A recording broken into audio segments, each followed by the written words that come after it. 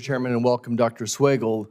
If there's one thing clear from this meeting, it's that my friends across the aisle have promised they will raise your taxes, that is their solution to everything, is to raise your taxes. Folks, we don't have a taxing problem in this government. We have a spending problem.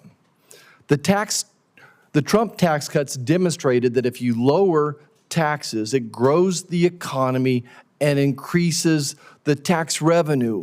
It's a rising tide, raising all boats. I think it's quite evident. No one can argue that. It's unarguable. But what's not arguable is that that these tax cuts indeed have worked in the past. Dr. Swagel, let me ask you, do you ever review your work in the past? Do you go back and look at the last 10 years and say, what percentage were we off on our scores? We do. We go back for major legislation and analyze in terms of what we got right and what we got wrong. For the last 10 years, what does your score sheet look like, in speaking in general? So we compare ourselves to other major forecasters, and we do pretty well. There's some things that we've... No, you don't do well. You just missed the deficit this year by $500 billion. That's not doing well.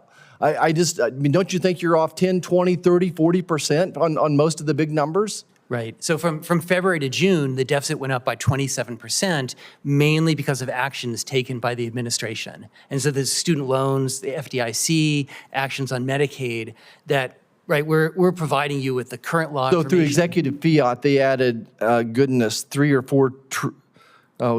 guess it's about $1 trillion. That's right, between student loans and the other pieces, there's several $100 billion of additional Would you have costs. the ability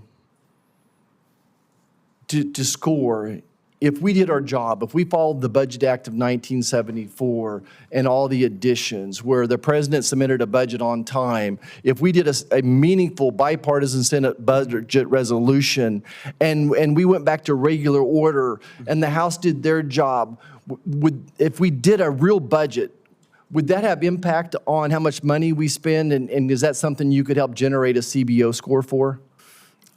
I mean, we would certainly support the Congress in doing that. It's hard to say what the outcome would be.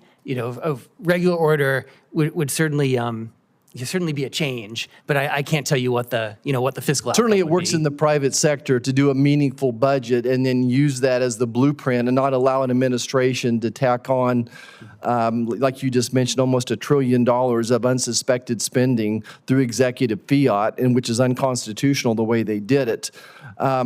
As we mentioned before, the 2024 budget deficit is going to be $2 trillion. We're going to spend $2 trillion more than we take in this year. The administration added $2.1 trillion with the American Rescue Plan, another $800 billion with the Inflation Stimulation Act. People call it the Inflation Reduction Act. It's actually inflationary, as well as over another trillion unilaterally, as you mentioned, through executive actions. The student loans, $400 billion. They redefined the Thrifty Plan, another $300 billion. And then they did some voodoo with the ACA and another $300 billion as well. I want to talk about SNAP for a second. We're in the middle of trying to write a farm bill, and I'm concerned about the politics at play in scoring a piece of legislation that's extremely important to everybody. A farm bill, 85% of a farm bill is SNAP payments, nutritional programs. The largest part of the farm bill also has the highest fraud rate and the error rate. There's been an annual overpayment rate of 10%. Stopping the error rates, stopping the fraud, stopping the overpayments will result in nearly $100 billion in savings to the SNAP program over the next 10 years. So if we get rid of the fraud and the abuse and errors, it would save $100 billion over 10 years. Do you believe that fixing the error rate in SNAP would be a cut to the program? In some sense, it would make sure that the beneficiaries who are supposed to get the benefits are getting them and not other people. Okay. The bipartisan farm bill that's passed out of the House Ag Committee has a provision in the nutrition title which preserves SNAP benefits and ensures that benefits can modestly increase with the cost of living. Now, my friends across the aisle in the center are calling these provisions the largest cut to SNAP in history. In your opinion, do you consider this a cut? after we saw what the administration did with the changes to the Thrifty Food Plan, we then had to assume that in the future, there could be such large increases again. And I said before that was about $200 to $250 billion of additional costs. And so that gets built into the baseline. What the House has done is scale that back. And so there's a sense in which they're preventing a future administration from doing the kind of increase that was done. But net, at the end of the day, we're going to be spending more money on SNAP in the future than we are today. That's correct. Yeah. Thank you. I yield back.